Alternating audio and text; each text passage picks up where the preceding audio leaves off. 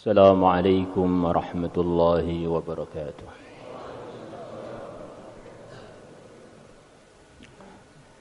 إن الحمد لله نحمده ونستعينه ونستغفره ونؤمن به ونتوكل عليه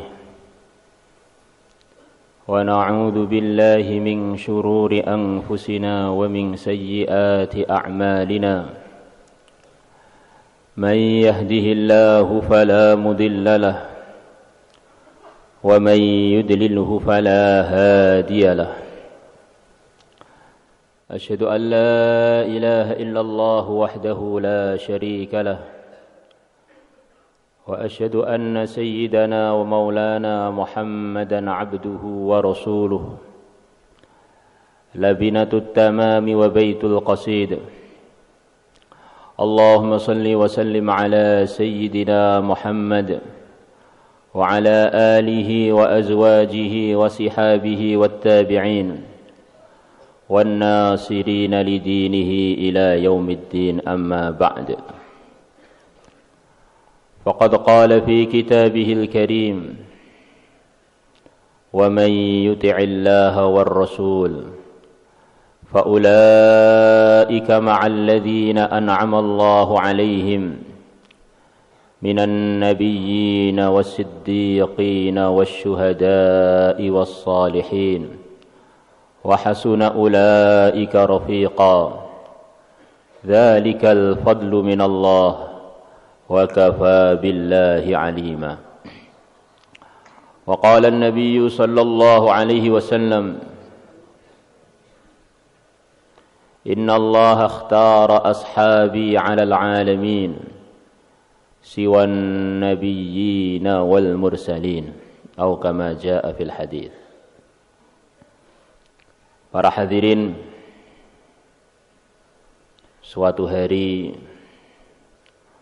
Rasulullah sallallahu alaihi wasallam duduk-duduk bersama para sahabat. Di antara yang di situ itu adalah sahabat Amr ibn al-As radhiyallahu anhu. Beliau mengatakan di majelis itu bahwa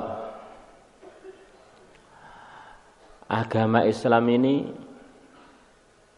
tidak berhenti begini saja ceritanya. Akan terus berkembang sampai akhirnya meluas. Persia pun jadi negara Islam. Akan meluas lagi, Romawi pun akan pada masuk Islam. Bahkan akan meluas lagi, ibu kota Romawi Timur pun akan diserahkan kepada umat Islam. Bahkan akan meluas lagi, ibu kota Romawi Barat pun akan diserahkan kepada umat Islam.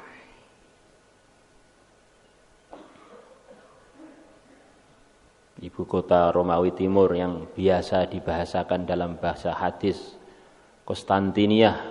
Konstantinopel. Ibu kota Romawi Barat dibahasakan dengan bahasa Rumiyah. Para hadirin, maka Nabi mengatakan nanti yang akan dipilih oleh Allah untuk membuka Konstantinia, dia adalah sebaik-baiknya pimpinan umat Islam waktu itu. Dan pasukannya adalah sebaik-baik pasukan waktu itu. Maka Sayyidina Amr ibn al-As, beliau bertanya kepada Rasulullah sallallahu alaihi wasallam, "Ya Rasulullah, terbukanya ibu kota Romawi Timur, Konstantinopel, dengan terbukanya ibu kota Romawi Barat, masih duluan mana? Maka Nabi mengatakan masih duluan terbukanya ibu kota Romawi Timur. Maka waktu berjalan, selepas Nabi wafat, para sahabat yang jumlahnya 124.000 atau menurut Al-Imam Asy-Syafi'i jumlahnya hanya 60-an ribu. 60.000, tapi semuanya ini adalah orang-orang yang bermutu. Nabi mengatakan kalau jumlahnya umat Islam ini sudah sampai 12.000, kok hina, kok kalah. Ini bukan karena kurang banyak, tapi kurang benar. Lang tughlaba 12.000 min qillah. Sekali-kali 12.000 dari jumlahnya orang Islam tidak akan bisa dikalahkan karena kurang banyak. Kok bisa kalah karena kurang benar? Nanti yang hadir musyawarah katanya 30-an ribu ke atas. Kok belum jadi asbab hidayah? Berarti kurang benar. Begitu, mestinya begitu itu. Enggak usah nyalahkan sana, nyalahkan sini, nyalahkan diri sendiri. Mesti ada salahnya ini orang benar nih. Kok. Maka para hadirin yang dimuliakan Allah Subhanahu wa taala, 60.000 sahabat ini bergerak atau 124.000 sahabat bergerak.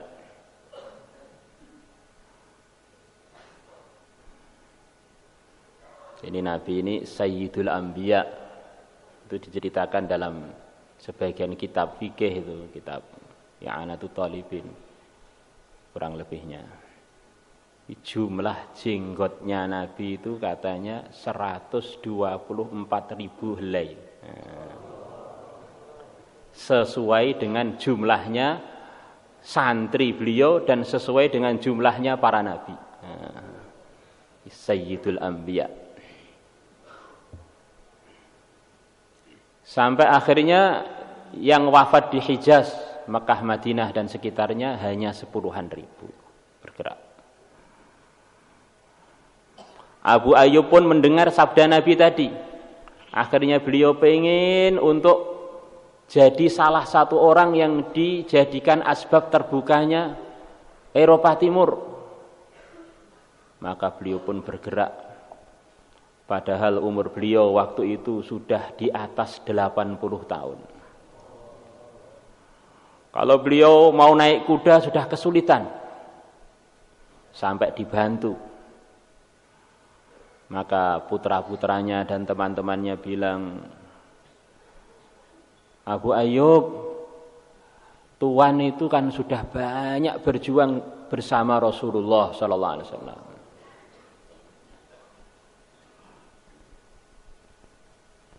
Sekarang sudah umur 80, ini sudah waktunya istirahat ini.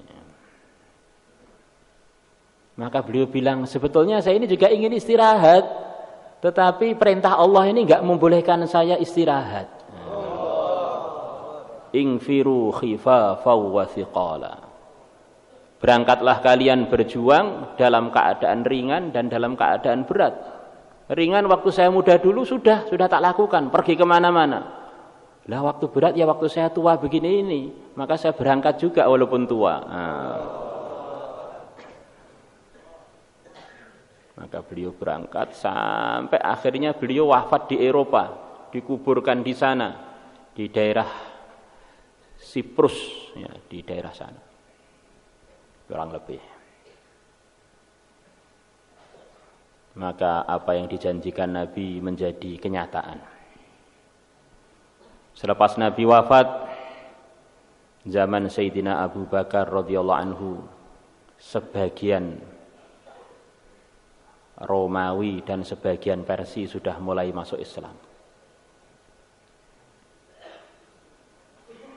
Diteruskan lagi selepas beliau menjabat, selepas beliau meneruskan perjuangan Nabi jadi khalifatu Rasulullah selama 2 tahunan setengah. Maka beliau wafat. Sebelum wafat beliau manggil Sayyidina Umar, kamu tak tunjuk jadi penerus saya, jadi pimpinannya umat Islam. Maka beliau wafat. Beliau menunjuk Sayyidina Umar tanpa musyawarah, langsung kamu tak tunjuk.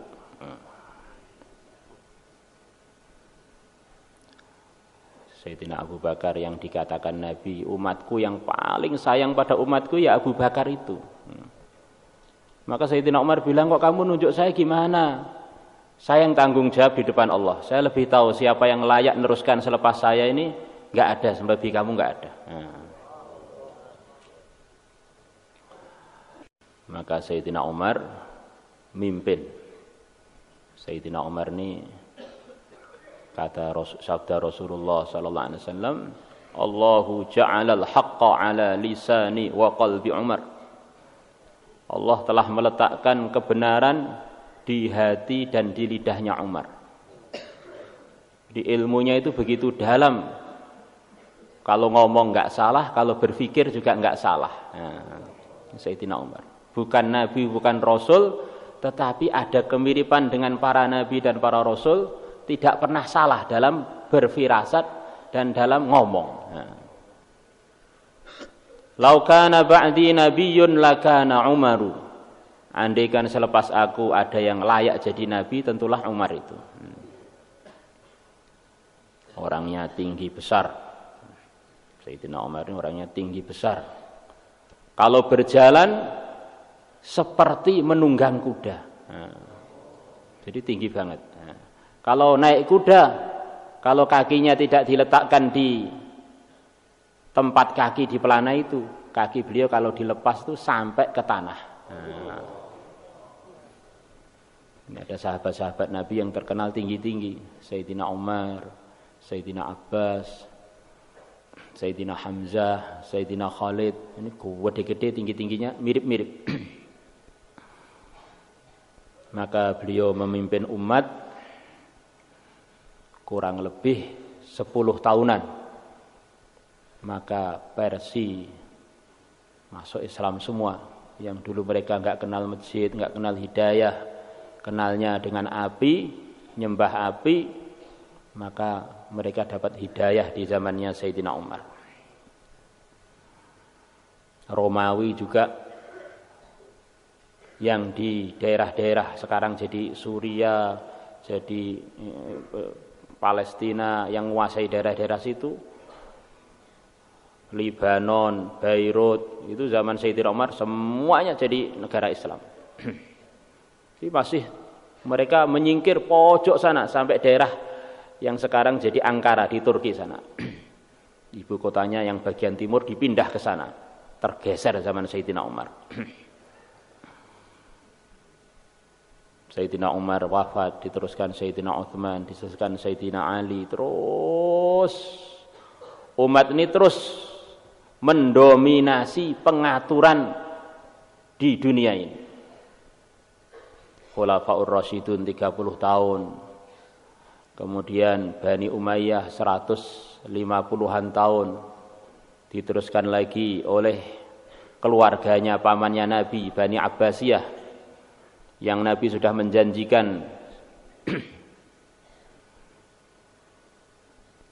kepada Sayyidina Abbas, saya melihat anak cucumu tuh kok pada naik turun mimbar bergantian. Anak cucu kamu akan dipilih oleh Allah untuk menjadi pimpinan-pimpinan umat ini.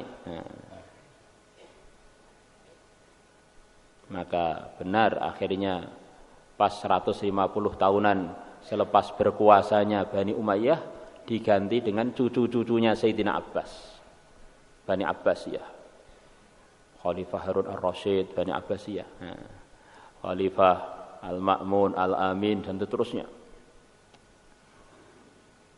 Selama 550-an tahun.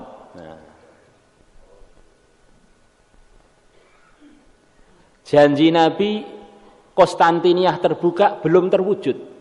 Yang lain-lain sudah, Persia sudah, Romawi sudah. Tapi ibu kotanya itu belum, yang timur.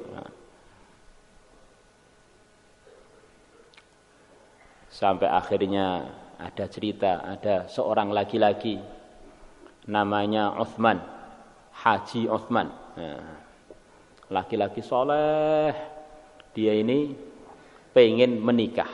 Nah, di ceritanya hidayah itu ada kaitannya dengan nikah bukan karena kebelet tapi karena hasil istikharah.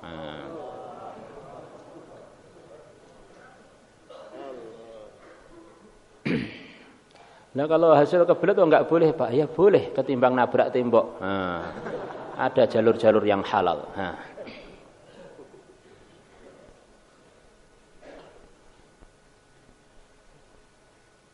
Maka Otogrul Utsman ini mimpi, kalau saya nikah dengan putrinya Syekh itu nanti akan timbul macam-macam kebaikan untuk saya dan untuk umat. Nah, maka beliau datang kepada Syekh itu, Syekh, saya pengen menikahi putri antum, ngelamar ini. Nah, oleh sahnya enggak boleh. Wong kamu enggak ada prestasi apa-apa kok ngelamar putri saya ini gimana? Nah, maka Kaji Utsman tidak putus asa, tirakat lagi, ngelamar lagi. Akhirnya calon mertuanya itu bilang, ngapain sih kamu kok ngelamar putri saya terus itu kenapa? Saya ini mimpi begini. Nah, saya mimpi akan keluar dari saya kalau nikah dengan putri antum ini pohon yang begitu besar. Yang daunnya itu semuanya berupa pedang, panah, dan tombak. Dan mengarah semua ke tempat-tempat yang belum Islam itu. Wah, maka calon mertuanya mimpi, kamu kok hebat banget ini. Wah, tak istikharoi, jangan-jangan cocok ini.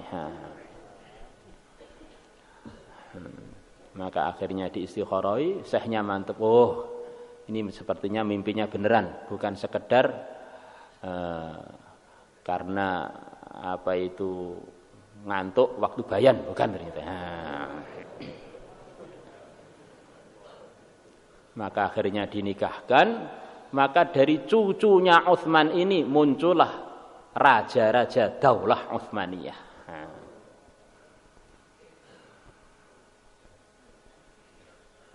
Pas yang menguasai dunia Islam kurang lebih 700 tahun. Paling panjang. Nah, ini dari pernikahan yang barokah ceritanya para hadirin.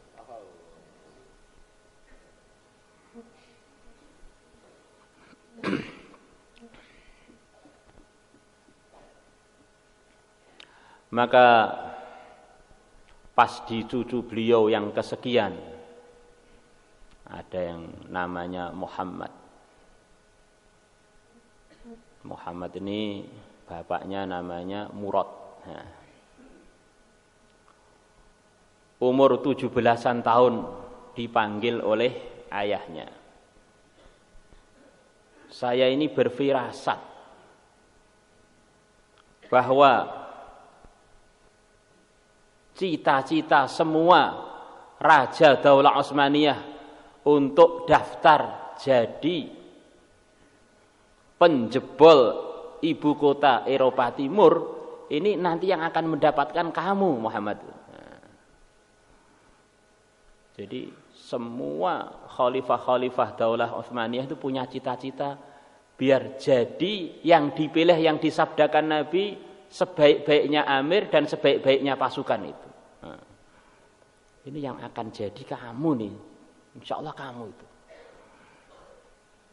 Di satu pelajaran yang sangat penting para hadirin. Ini bayannya ini harus kita balik, tidak sebagaimana yang kita dengar biasanya. Kita dengar umat Islam di mana-mana merosot, kalau kita enggak gerak ke sana, kalau kita enggak mikir ke sana, nanti bagaimana tanggung jawab kita di depan Allah. Nah, itu sudah biasa kita dengar. Sekarang hari ini kita balik. Islam sudah dijamin oleh Allah dan Rasulnya akan berkembang terus. Kalau kita ikut ya jaya, kalau enggak Islam tidak akan berkurang. Nah, ini baru benar para hadirin. Jadi akhirnya berjuang itu dengan rasa saya ini perlu. Kalau saya enggak maju ada yang lain yang maju. Nanti kalau perasaannya kita ini berjasa pada Islam, nanti bisa kualat nanti. Ini su'ul adab. Memangnya Islam itu perlu pada kita. Maka khalifah-khalifah Daulah Utsmaniyah itu mereka tahu Islam akan terus berkembang ini. Maka saya daftar pengen jadi yang disabdakan Nabi yang terbaik itu. Ternyata yang pertama belum, yang kedua belum, yang ketiga belum. Akhirnya datang si Muhammad itu. Kamu sekarang tak lantik jadi khalifah pengganti saya. Sambil tak awasi, dilatih jadi khalifah. Dilatih. 17 tahun para hadirin dilatih. Selepas dilatih, dipandang, kamu belum layak ternyata. Dicopot lagi oleh orang tuanya. Dicopot, disekolahkan lagi, dididik lagi. Sampai ayahnya wafat, otomatis beliau menggantikan ayahnya dalam umur kurang lebih 20-an tahun. Maka dalam masa 2 tahun selepas jadi khalifah yang kedua kali, selepas dilatih sebelumnya, maka beliau didatangi oleh gurunya yaitu Syekh Samsuddin. Muhammad, saya berharap cita-cita kamu dan janji Nabi jadi nyata pada diri kamu untuk menjebol jadi asbab hidayah di Konstantinia. Maka akhirnya Muhammad bilang yang ingin begitu itu. Akhirnya beliau meningkatkan mujahadahnya, amalannya, mempersiapkan pasukannya. Sampai pas umur beliau 22 tahun para hadirin. Maka apa yang dijanjikan Nabi menjadi kenyataan. Beliau mengepung Konstantinia selama 50-an hari. Dengan teman-teman setia beliau. Dalam 50 hari yang wafat dari pasukan Islam 245.000 kurang lebih. Banyak sekali yang wafat. Sampai beliau ini susah. Beberapa hari tidak keluar dari kamar. Istikharah, gimana ini? Masa saya akan gagal seperti saya dulu gagal, kakek saya dulu gagal. Ternyata saya belum menjadi yang dipilih oleh Allah untuk jadi pembuka Konstantinia. Maka tengah-tengah beliau pusing, datang lagi Syekh Samsuddin. Di orang berjuang itu ceritanya berhasil itu karena punya guru. Man laisa lahu syekh fa syaikhuhu ndruwo. Siapa yang enggak punya guru maka gurunya adalah syaitan. Man laisa lahu syekh fa syaikhuhu syaitan. Muhammad, kamu jangan putus asa. Saya tadi malam tuh mimpi ketemu Abu Ayyub Al-Ansari. Suruh terus. Ini Abu Ayyub sudah 1000 tahun yang lalu kesini. Masa kita mengecewakan beliau? Jangan mundur. Jadi fikirnya Abu Ayyub untuk membuka Konstantinia itu nyembung sampai pada dai yang 1000 tahun selepas beliau kurang lebih. Di orang itu kalau dipilih oleh Allah, dakwahnya bukan sampai mati para hadirin, nyawanya pun masih dakwah. Ini baru cita-cita yang benar. Seperti ceritanya Habib An-Najjar yang di Yasin itu sudah wafat masih mikirkan kaumnya. Seperti ceritanya para sahabat dalam surat Ali Imran, sudah wafat dalam perjuangan masih minta kepada Allah supaya keadaan mereka diceritakan kepada teman-teman yang masih hidup di dunia supaya mereka semangat berjuang dan tidak takut wafat dalam perjuangan. Bukan nabi, bukan rasul, tapi dipilih oleh Allah selepas wafat tuh nyawanya masih mikirkan umat. Dakwah sampai mati, itu belum jos itu. Dakwah sampai seterusnya, sampai selama dunia masih ada. Gimana? Kalau Allah pilih nyawa kita untuk dakwah terus, orang-orang yang belum khurut tuh kita datangi untuk taskil 4 bulan. Maka Abu Ayyub ini contohnya diterima oleh Allah.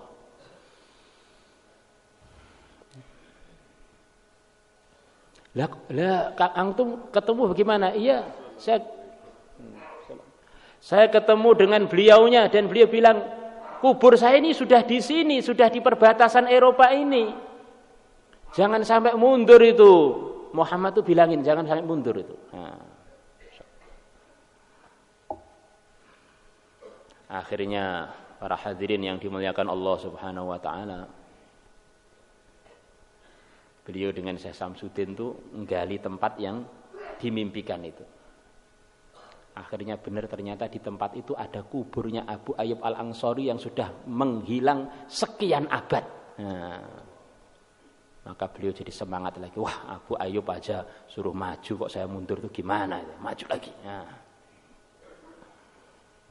Maka beliau maju, akhirnya Konstantinia terbuka di tangan beliau dan pasukan-pasukan beliau. Di tangan seorang pemuda yang umurnya baru 22 tahun. Para hadirin yang dimuliakan Allah Subhanahu wa taala, maka akhirnya beliau dengan pasukannya di sana musyawarah. Ini Konstantinopel ini kita namakan apa ini? Maka mereka sepakat dikatakan Istanbul, ibu kota Islam. Lama-lama terkenal dengan Istanbul itu. Jumat ini adalah Jumat pertama yang akan kita adakan di ibu kota Eropa Timur. Maka yang boleh ngimami Jumatan hanya yang paling takwa di antara umat Islam yang masuk ini. Maka sekarang harus ada seleksi. Siapa yang paling takwa nanti jadi khotib dan jadi imamnya. Nah.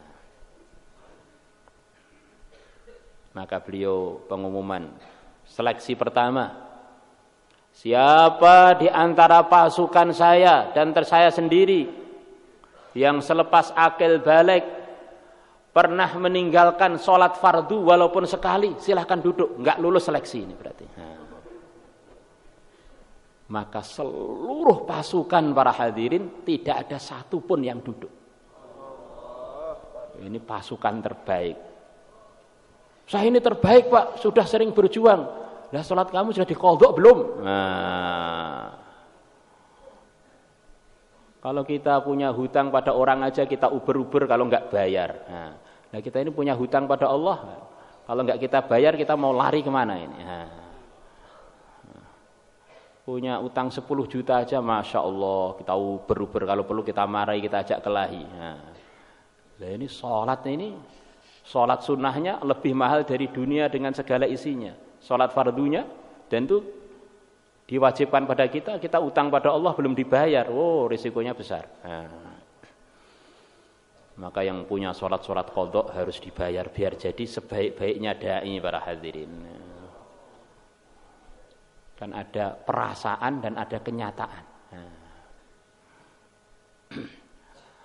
Ada orang sukanya menghayal para hadirin.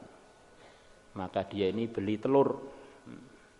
Selepas beli telur dia menghayal, ini telur ini akan jadi ayam, ayam nanti banyak akan tak belikan kambing, kambing nanti banyak akan tak belikan sapi, sapi banyak mau tak belikan mobil Pajero. Nah, saya sekarang nyetir Pajero, ini orang-orang kampung pada melihat saya, biar mereka tahu kalau yang nyetir saya tak bel.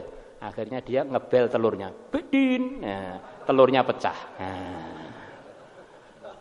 Ternyata dia ini baru memiliki telur, itu semuanya selainnya itu khayalan saja para hadirin. Jangan sampai jadi dai telur. Ini ikut Nabi, ikut sunnah Nabi. Ternyata baru perasaan. Para hadirin yang dimuliakan Allah Subhanahu wa taala, maka ada pengumuman yang kedua. Siapa di antara kalian yang pernah meninggalkan sholat-sholat rawatib selepas akil balik, silahkan duduk. Maka sebagian kecil pasukan duduk. Di kebanyakan pasukannya itu sholat sunnah itu enggak pernah ketinggalan para hadirin. Masya Allah.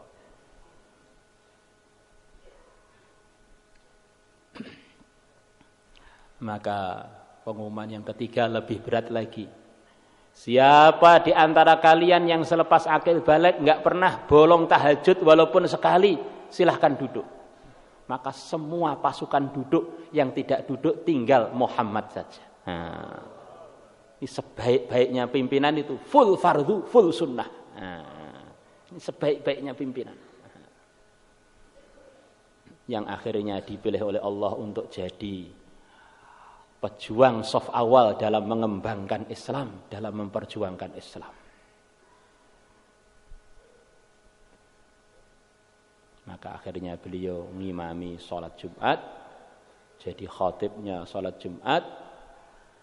Maka selepas itu beliau digelari Muhammad Al-Fatih, Muhammad si penakluk Eropa Timur. Nah, ini Eropa Barat belum para hadirin. Ini Eropa Barat juga akan jadi miliknya umat Islam. Yang dipilih kurang lebih mirip-mirip. Nanti yang full fardu, full sunnah. Nah, semoga termasuk kita.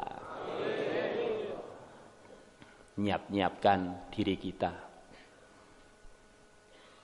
Maka sebagian ulama mengatakan para anbiya dan keluarganya ini yang paling barokah itu yang diceritakan dalam Al-Quran, yang kita sebut pada setiap sholat adalah Nabi Ibrahim dan keluarganya. Kita tadi sholat subuh, tahiyat akhir, juga baca sholawat kepada Nabi dan keluarganya, mendoakan beliau dan keluarganya, biar dapat barokah yang telah Allah berikan kepada Nabi Ibrahim dan keluarganya. Dan beliau sendiri juga salah satu dari keluarganya Nabi Ibrahim. Suatu hari Nabi sebelum jadi Nabi masih umur 6 tahunan atau kurang, duduk di sampingnya Abdul Muthalib, kakek beliau. Maka Nabi kita ini, Nabi kecil, calon Nabi, menjulurkan kakinya ke arah depan di dekat Ka'bah sana. Waktu itu ada satu kabilah yang terkenal ahli qiyafah, ahli mendeteksi data dari kaki-kaki. Nah, zaman dulu itu ada orang-orang terkenal begitu, ahli qiyafah. Kalau ada orang berjalan di jalan, dari kakinya itu tahu ini laki-laki atau perempuan, apa ini waria itu tahu. Nah, ini pincang apa tidak, berapa hari yang lalu tahu. Ini dari kabilah mana tahu, saking pinternya itu. Nah.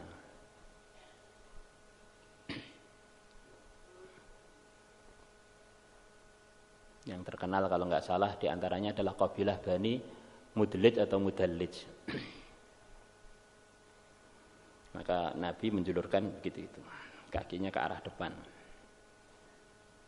Maka orang itu tawaf juga ngelewati makom Ibrahim, bekas telapak kakinya Nabi Ibrahim yang di Mekah sana. Maka selepas tawaf mereka datang kepada Abdul Muthalib. Mbah, kalau bahasa Jawanya mbah, ten samping-sampean niku sinten? Yang di samping Tuhan itu siapa? Kenapa kok kamu tanya? Ini mesti cucunya yang punya telapak kaki itu. Nah, sama ini. Nah, ini siapa ini? Kok cucunya Ibrahim ada di samping Tuhan itu siapa? Ya memang ini cucunya Ibrahim. Nah, maka Abdul Muthalib tua mbah sayang kepada Nabi Muhammad kecil ini. Nah, wah ini ahli-ahli data sudah yakin bahwa ini memang cucunya Nabi Ibrahim. Nah,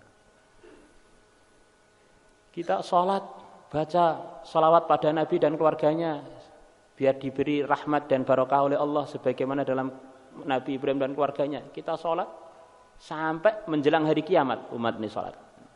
Sampai zamannya Ya'juj Ma'juj, sampai zaman datang angin wangi, akhirnya semua orang iman wafat. Selalu menyebut Nabi Ibrahim dan keluarganya, Nabi Ibrahim dan keluarganya. Maka kata sebagian ulama, ini maknanya Nabi Ibrahim dan keluarganya itu akan terus digunakan oleh Allah saf awal di dalam memperjuangkan agama sampai menjelang hari kiamat. Nah, memang sudah begitu, itu keputusan Allah dan itu adalah keadilan Allah. Cucunya orang yang berjuang habis-habisan dengan cucunya yang lain mesti rahmat yang diberikan oleh Allah berbeda. Cucunya Raja Fir'aun dengan cucunya Nabi Musa tentu beda. Ayahnya tukang ngelarang orang ke masjid dengan ayahnya tukang ngajak orang ke masjid, ya cucunya beda.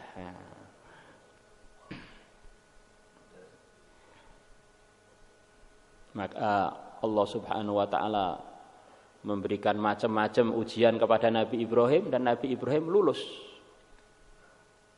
Di antara ujiannya itu kata para ulama, wa idzibtala Ibrahim rabbuhu bikalimatin fa'atammahun. Dan ketika Allah telah menguji Nabi Ibrahim dengan berbagai macam ujian, maka Nabi Ibrahim menyempurnakan semua ujian itu, lulus dengan sempurna. Selepas lulus dengan sempurna para hadirin, Allah menjanjikan inni, bagaimana?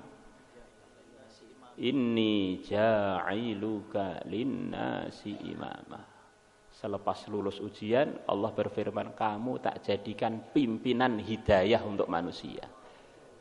Beliau dan juga anak cucu beliau yang tidak berbuat zalim.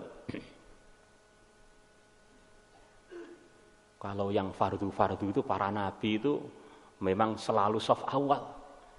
Lah kalimat ini kata sebagian ulama adalah 5 perkara yang semuanya adalah sepertinya kalau orang mikir tidak terlalu penting, tapi ternyata itu adalah sangat penting untuk menyempurnakan fardu dan menyempurnakan sunnah tadi para hadirin. Katanya 5 perkara isolul fitrah.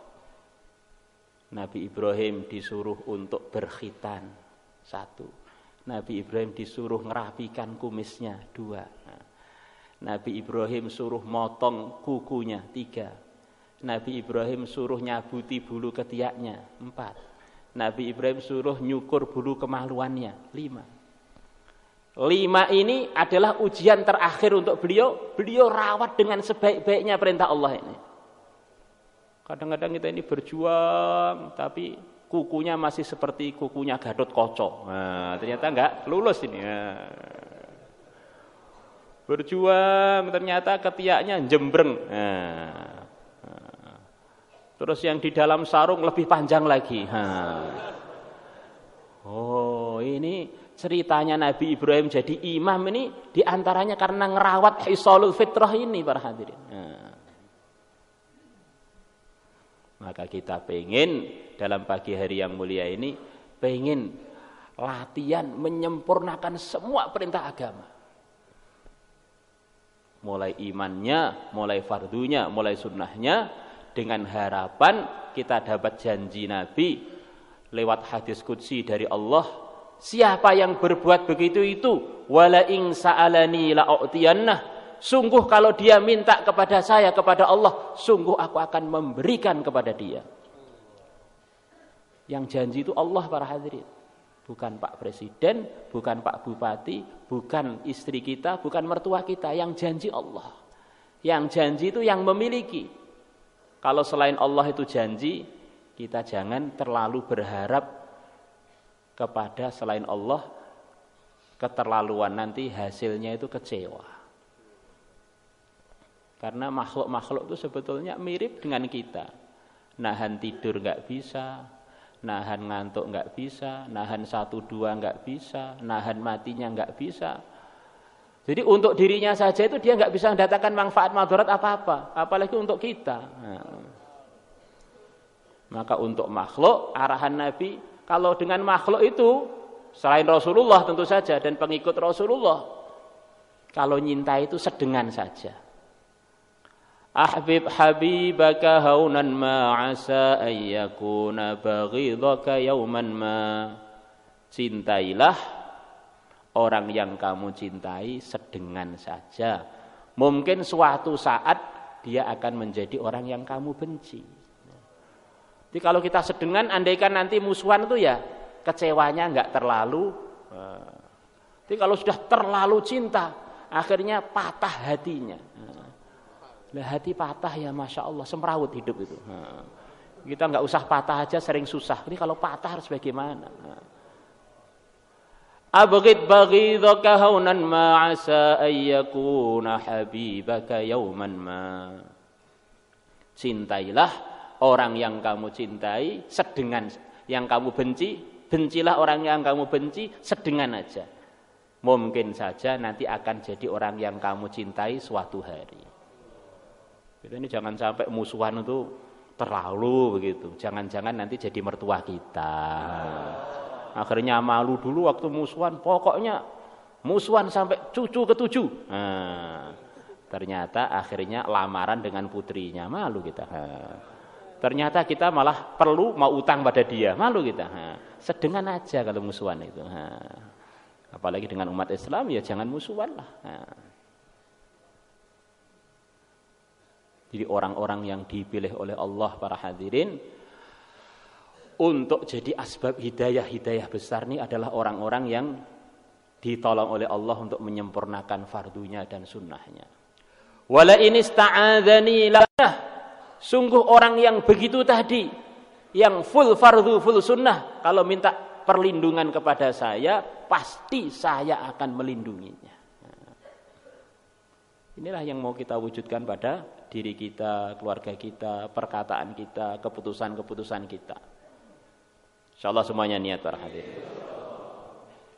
Maka untuk itu semua, siapa yang niat dari musyawarah ini, dari pertemuan ini untuk keluar, mungkin tamu-tamu juga ingin keluar, silahkan untuk ditafakut ini insyaallah.